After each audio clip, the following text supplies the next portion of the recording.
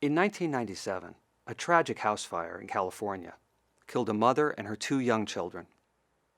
The next day, the building's landlord, George Soliotis, was arrested and eventually convicted of arson and triple murder. He was sentenced to life in prison without parole. At his trial, local fire investigators identified pour patterns and other kinds of burn damage, which they claimed were certain indicators that a liquid accelerant, like gasoline, was poured on the floor and ignited. They said the fire burned particularly hot and fast, and therefore, it must have been arson. This is the same class of unreliable evidence and testimony that's led to dozens of wrongful arson convictions across the country, and the same kind of evidence that was directly responsible for the conviction and the execution of Todd Willingham in Texas. Since 1991, there have been 30 men and women who have been exonerated from wrongful arson convictions. In 2/3 of these cases, faulty or exaggerated testimony by expert fire investigators played a lead role in the original convictions.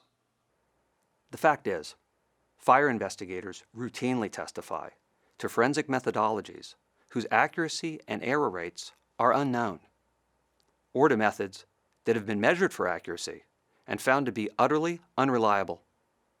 They apply questionable fire pattern analysis at fire scenes where this approach has been shown to be completely inaccurate.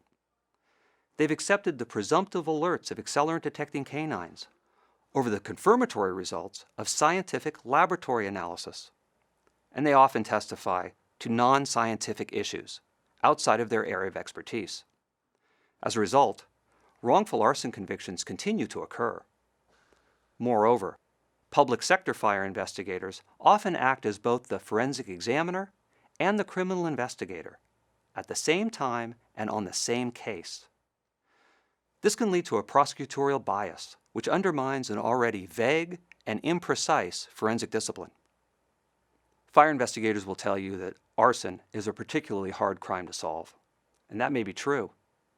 But it's also true that a wrongful arson conviction is nearly impossible to overcome. Generally speaking, once you've been wrongfully convicted of arson based on exaggerated or unreliable expert testimony, you stay convicted. So in a way, George Soliotis was lucky. In 2012, he was able to show a federal magistrate that all the evidence in his case pointing to arson was based on outdated and unreliable methods, classic junk science, and that the conclusions of the original investigators were based far more on bias than on facts. He was released from custody in July 2013, but not before spending over 17 years in prison for an accidental fire misidentified as arson. He was convicted and imprisoned for a crime that was never a crime at all. These 30 arson cases represent nearly 300 years of combined innocent incarceration, 15 life sentences, 5 death sentences, and 1 execution. How many other people have been wrongfully accused and convicted of arson is unknown. The Arson Research Project at Monterey College of Law works to develop scientifically supportable forensic protocols, to measure their reliability, and to identify, overcome, and prevent wrongful arson conviction. We support thoughtful policies to promote independence, minimize bias, and maximize reliability and validity in fire investigation. To learn more about who we are, our cases, and our research, visit our website at thearsonproject.org.